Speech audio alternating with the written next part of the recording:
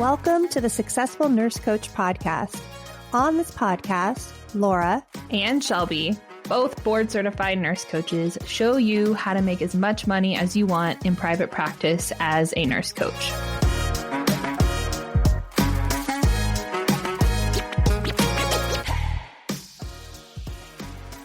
Hello, everybody, and welcome back to the Successful Nurse Coaches podcast. It's Shelby, and I'm joined today with Laura, and we are going to jump in to a question that we get kind of a lot on our coaching calls. And the question is, are all coaches just coaching coaches? Is coaching an MLM?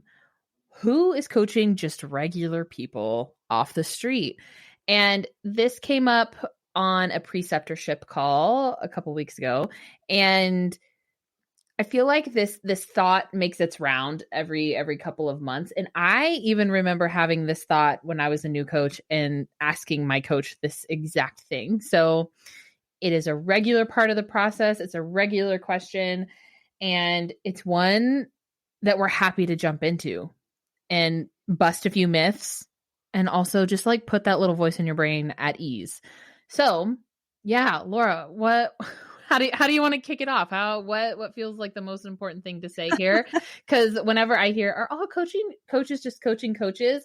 I notice that my body like seizes for a second and I'm like, no, but then I like take a deep breath and I'm like, okay, I remember having this thought. This is a regular thought. This is actually kind of a limiting belief, to be honest. But we'll unpack all of that too. Yeah, I feel like it used to haunt me as we stepped into this role.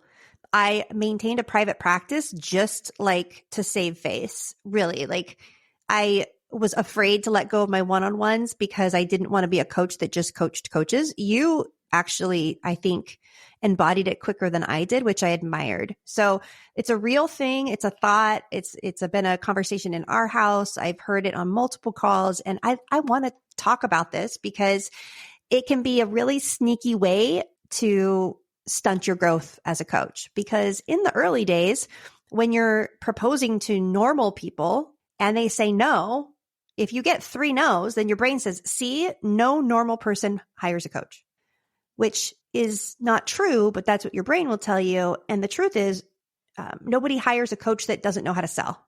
And in the beginning, you don't know how to sell. So it's a really easy in the beginning thought to have because, well, for one thing, the minute that you get into the coaching world or the nurse coaching world, every freaking ad in your Instagram and Facebook feed is just coaches promising to sell you their secret sauce to make 6 figures. And then it really does feel like that. You're like, holy crap, the only coaches that exist in Facebook are business coaches. There's no successful other coaches, but it's actually not true. If you were looking into building a backyard pool, then all of your ads would be about a pool. If you were looking at a lot of things to heal your hypothyroidism, you probably will see coaching and courses that have to do with hypothyroidism. So that's another thing that skews our perception is the mysterious ways of Facebook and Instagram ads. Yeah. Here is your daily reminder that the internet is all a lie. It's just a lie. So in case you needed to hear that, there's your reminder. I remember, I give this advice a lot to myself and also to our clients of when you are on Facebook and you see not just the ads, but I mean, you get plugged into the coaching world. And again, the algorithm knows everyone who's paying for Facebook ads gets notified. And then you get all these random friend requests from coaches all around the world. And it sucks. It feels like the market is super saturated, all this stuff, again, that is not necessarily true. But we just get flooded with like this initiation into the online space. And I tell people all the time of if you see coaches that are posting 3 to 4 times a day and are showing up all the time online, it's because a lot of times they don't have clients. They are trying to create clients. Mm-hmm. And it is your job as a new coach to, if you are utilizing social media in any capacity, to get online, to show up, to to connect with people and to get off. And it should take you less than an hour to do that every day. Mhm. So that's a little bit of a tangent, but I wanted to point it out there. Just again, the internet's a weird place. It's a great place if you utilize it correctly. But as soon as Google gets a whiff that you are a coach of any sorts, your whole feed Yeah. shifts. So this happened to me and this happened to Laura when we were new coaches. And I remember going to my coach and saying the same thing. I was like, wait a second, who's coaching real people? Who's coaching regular people? Can I coach regular people? I wasn't a business coach then. And she goes, I hear you, but does this thought serve you? And I was such a newbie coach at the time. Mindset stuff was still pretty foreign to me. And I was like, no, I guess not. She goes, okay, great. Don't entertain it anymore and don't bring it here anymore. And it was kind of just like in that moment that it was honestly just a thought that I had. It wasn't the reason that I wasn't creating clients. It wasn't the reason that my business wasn't making money, because I was at the time. It was just a thought that I seemingly innocently entertained for a few days. And she just like cut that off like cancer. She was like, nope, done. Don't even get attached to that thought. And for some reason it just worked. Like I just like let it go. I was like, okay, like I'm done with that thought. That's over. And I never really thought about it really again until we partnered up, Laura. And this question kept coming around again and again and again.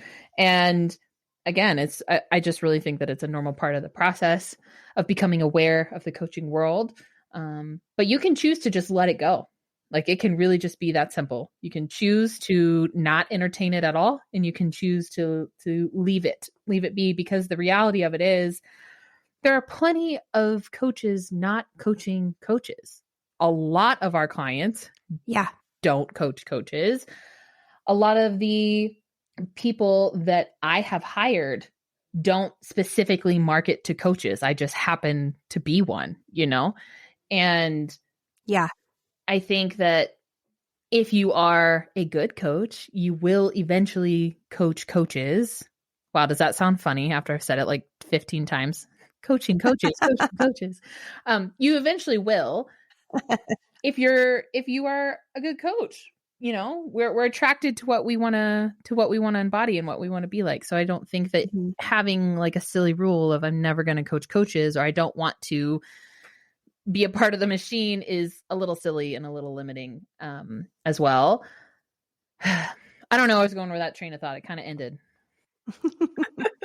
Well, I think the realization that if you're a strong coach, you're going to coach coaches. They're going to ask you, they're going to be attracted to you, you're going to form a relationship. And really how we decided to start our business is we had colleagues who were just asking for help because they were seeing us have some success. So we didn't go, it'd be so easy to make a bunch of money if we became business coaches. We literally were successful in our private practice enough to gain enough attention that people were asking us for help. And part of the reason we did partner up is that it was early in our business. It was a year and a half in. It wasn't like we had been doing this for 20 years. It was, we had figured some stuff out and there were people who hadn't figured anything out. And that's how we began. So I do think that if you focus on just being the best coach that you can be, you will find yourself at some point attracting other coaches to work with you. And we've hired 12 coaches combined in the last 4 years. Gosh, none of them that I've hired only work with are only business coaches. They all had different parts of their businesses. None of them were, one of them, Stacey Bayman. I paid for her program. And that was really a program. I never got coached by her, but I'll count that. That's the only person that I hired that only specializes in that. Everybody else was just kind of awesome. And I wanted to break a piece of their awesomeness off for me in my practice in my life. Yeah. So I do want to share a personal story because this is, I remember this like yesterday. My husband was telling his friend from high school about me starting my coaching practice. He was so proud of me. He was taking a coaching cert from somebody else and he was getting excited about maybe coaching a few guys here or there. And his friend says, yeah, dude, that's awesome. But like, watch out because the coaching industry is kind of like an MLM. It's just coaches, coaching, coaches, coaching, coaches. And it's kind of like a pyramid scheme. So I'm sure there's some good parts of it, but you really got to watch out. And that like sent alarm bells off in Evan's brain, and he shared it with me, which then made me have alarm bells go off in my brain. And then I had to be like, well, is that true? Mm-hmm. It's just not true. Like it's just not true. Are there bad examples of coaches preying on coaches? Absolutely. And they're probably the shitty Facebook ads that you see. That might be who they are.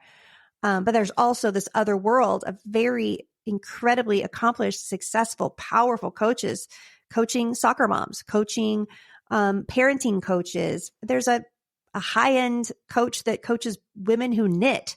Like there are examples of it. We could go and search the internet and give you 100 examples of people making an amazing living coaching people who aren't coaches. So part of it for me was just seeing, okay, why did this make me feel the way it feel? Like get super curious. And secondly, is it true? And it's just not true. Yeah. I actually remember when that happened, of when Evan's friend said that such thing. A good memory. For some things, yes, I do. But I just, because it stung me too by proxy. I was like, damn it. Like, here we go, And because again, I brought up that thought to my coach. She snipped it out of my brain. I let it go. But here it was again, just like haunting me by proxy through you, Laura. And I was like, no, we can't. This can't be it, right? This can't be it. And I think where potentially coaching gets a bad rap is so once you learn how to sell, you can sell anything. You can sell a mop. You can sell bread. Like once you learn how to sell, you can really sell anything. But then the deliverability of your coaching, that's where you can really drop the ball. And that's something that Laura and I are just so sensitive to, because if Laura and I wanted to sell 500 coaching spots, we probably could before the end of the year.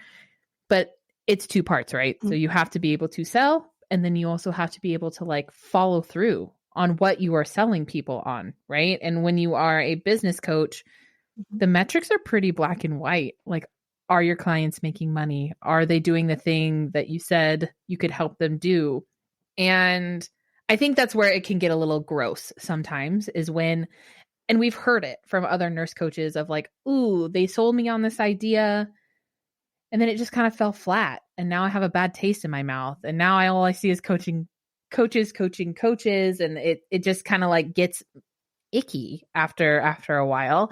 And that's something that I am really proud of us for, is that we hit the brakes often, especially after like growth spurts of like, okay, no more new clients. We could create new clients all the time if we wanted to, but like now we really have to make sure that the ship still sails just as effectively as it did 6 months ago. So I think that that's where people can have poor experiences, which again is it's a bummer. Yeah. It's a bummer for sure. Yeah, absolutely. There's so many. Yeah. Once you learn how to sell, you can sell anything. And so the key is to be a highly persuasive person, and a good salesperson is incredible if you also have integrity. And I would rather make less money and have my clients do better. And we're always like looking, and as we grow and as we scale, as we grow our team, we're doing it because we know what we're doing works and it's good. And if we don't get bigger and scale, then there's going to be nurses who hire the wrong person. And we've had so many nurses come to us with a horror story where they hired a coach to create a funnel, or that they told the coach told the client, you have to create a course. You can't make money if you're a coach if you don't create a course, and all this terrible, terrible advice. And then these nurses will come to us 5, 10, 15 grand out, no money, no hope. And that's what inspired us to grow. But we will never grow at the cost of what we can deliver or the experience that our clients are have. Like, as long as their results and their experience continues to be positive and keep getting better, I'm all good with scaling. And a good business coach has that integrity. They have that as a benchmark of their business. They will never create a client to create more money if they don't truly believe that they can deliver. Mm-hmm. Mm-hmm. That was ranty, but I got super passionate about that right then. And our current business strategist, business coach that we are partnering with right now, I think every call she tells us to up our prices. And it's coming from a good place, right? She's looking at the demand of our programs currently, and she's like, you could double you could double your prices and still sell out. And that is probably true, but again, Laura and I are really dialed in to what is a stretchy and uncomfortable commitment for nurse coaches in particular. And we're really attached to our numbers and to our programs right now. So like we dig in our heels every time. And we figure out different ways to meet the demand. And that included expanding our team and other things. But again, this is a little out in left field, but as new nurse coaches are coming in and increasing their income, I just want that also to be a benchmark for them too. Because once you get the selling part down, again, super easy. You could sell toast with no freaking butter on it. It's a skill that you learn. Yeah. And then, but that's a part of working with nurses. I think that we are more ethical than most. Like that's just a part of who we are. So, yeah, I think most of all of you will be A-okay in that department. But I also do want to talk about how this thought that no one is coaching real people, or you're not seeing it, can be resistance. And it's your brain super sneaky about it too, right? Because you're getting all of this feedback through Facebook algorithm and Instagram ads and emailing lists and all this other BS of how that thought is accurate, even though it's mostly not accurate. And then we see people throw in the towel of like, oh, I'm just not going to try anymore because the only people making money are people who coach coaches. And like, it's just not true. But it's a low-hanging fruit to grab onto so that you talk yourself out of the scary, uncomfortable thing.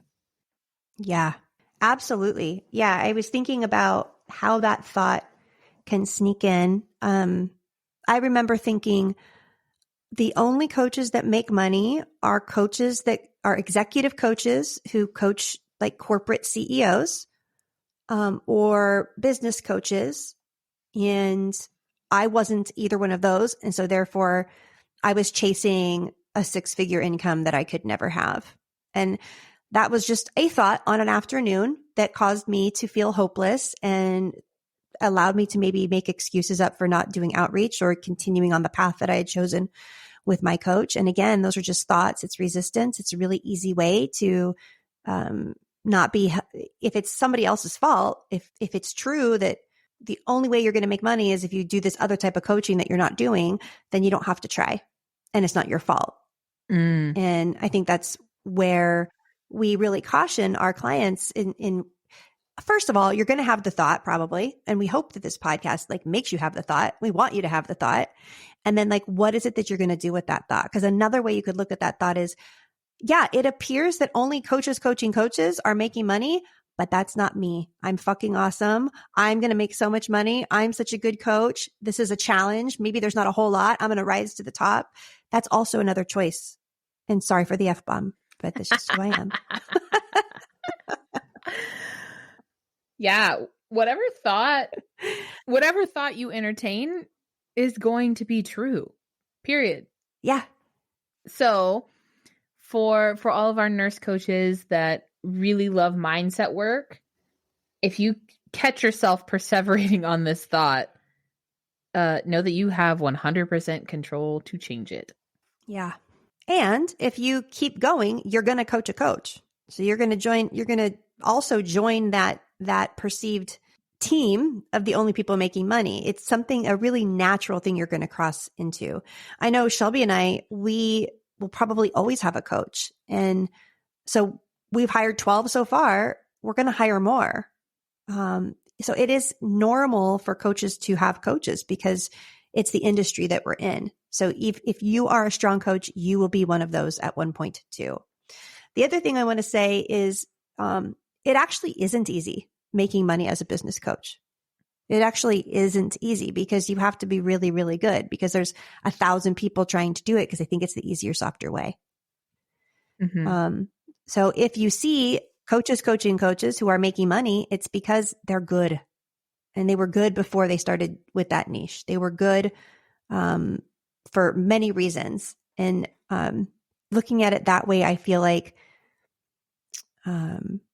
makes me feel better in the role that we're currently in. Because if it was super easy, then we just coach all of our coaches to be business coaches, and we don't do that. Yeah, we don't do that. I don't know why that thought has never crossed my mind before, but we don't we don't do that. In fact, we often we will support. I feel like a lot of our clients, well, not a lot, like half, at some point they get the opportunity to support someone in business of one way, shape, or form, and we always support them in that. But I find that it's like challenging on the coach because it's really easy to get like enmeshed into your client's success, and it's super tough to be unattached to the outcome again because the results can be so black and white. It's just, again, it's a different challenge. Some of our clients pursue it in a little bit of a capacity, but none of our clients have a fully only coaches roster on their client list. Yet. Maybe they one day. Maybe one day. There is a certain population of people that just value coaching, I think, more, at least right now. So like you were mentioning earlier, executives, CEOs, C-suites, coaches value coaching, obviously. But when we were chatting before we started recording, I was like, I am at the point in my life right now to where my time is just so limited that I don't want to waste my time not knowing. If I can pay someone to do something for me that like I don't necessarily have to have my creative energy in, awesome. Or if I have to learn a new skill, I'm hiring a coach. Perfect example is our speeches that we gave at the nurse coaching conference. I was super dragging my feet rehearsing that speech, and I called up a TED Talk coach that I know, and I was like, I don't really care what your price is. I just need support for like 4 weeks to motivate me to be confident in giving this speech. And I didn't want to read a book on how to give an effective speech. I didn't want to watch endless YouTube trainings.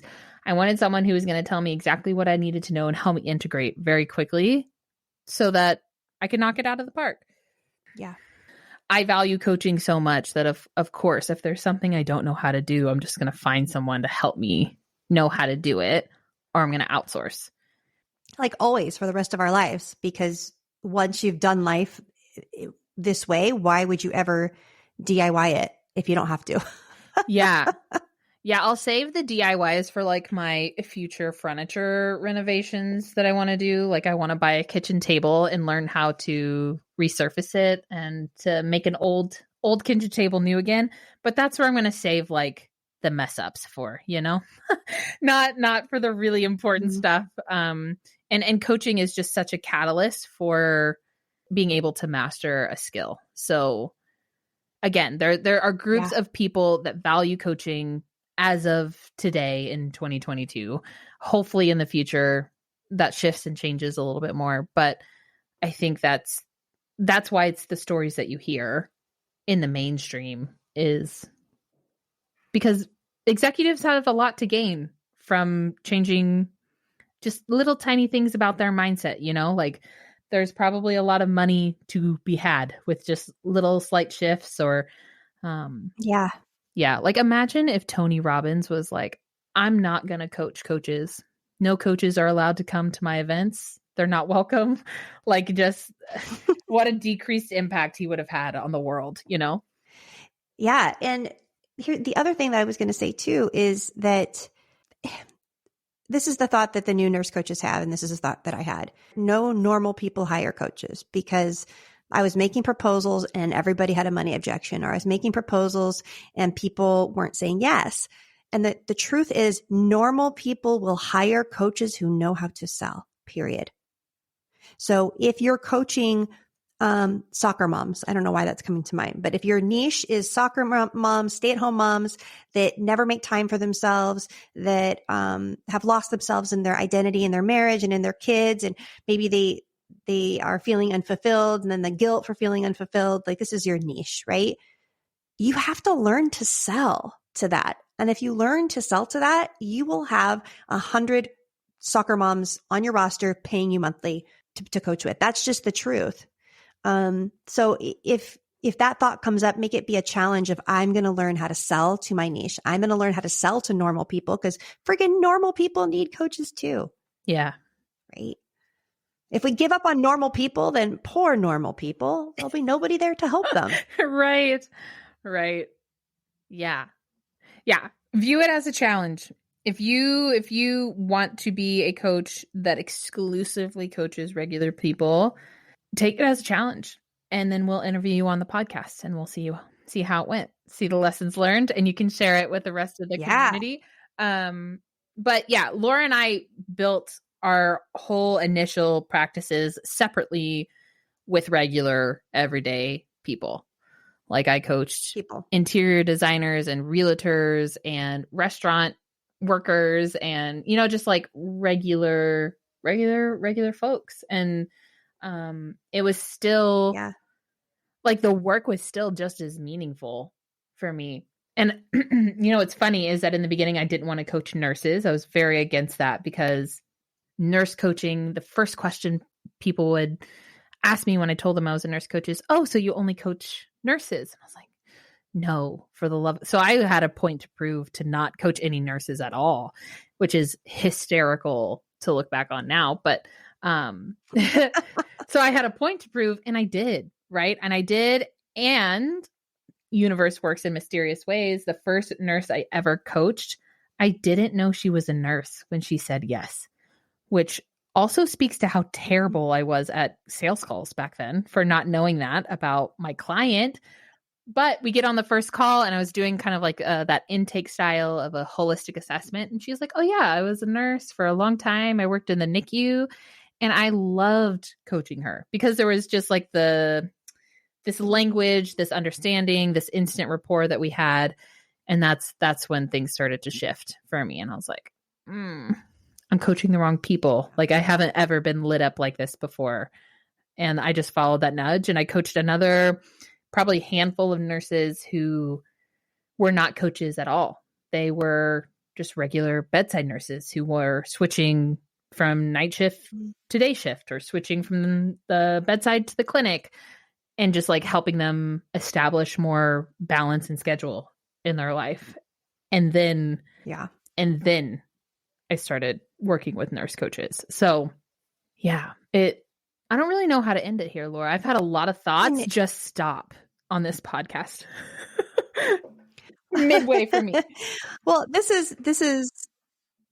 would be like my finale. I was sitting here listening to you talk, and what it boils down to is like, I coach humans having a human experience. Right now, I happen to coach humans having a human experience that are also simultaneously opening a nurse coach business.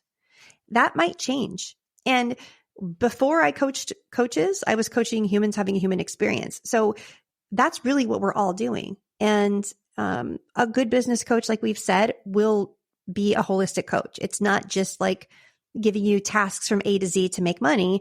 It's humans coaching humans. So that would be what I want to leave it with, is that the title of our podcast is Are all coaches just coaching coaches? The answer is no. We are all humans coaching humans. Way to end it powerfully, Laura. Thank you for filling in the gaps where my brain, just was like, but yeah, team, I hope that this was valuable to listen to. If you have not had this thought yet, I hope that we were just able to nip it in the butt for you. And so that whenever you do have this thought in the future, you're like, oh yeah, Shelby and Laura said A, B, C, D. I don't have to worry about this thought. It's not valid. And you get to continue coaching humans on their human experience And yeah, let us know how it goes. Come join us in the Facebook group, The Successful Nurse Coaches. Get your questions answered. Let us know what you're thinking of the podcast. We've loved getting all the feedback from all of you. It's been really special just to hear what resonates, and we don't take any of that for granted. So thank you for sharing with us. Yeah. Love you guys. Thanks for listening, and see you next week. Bye.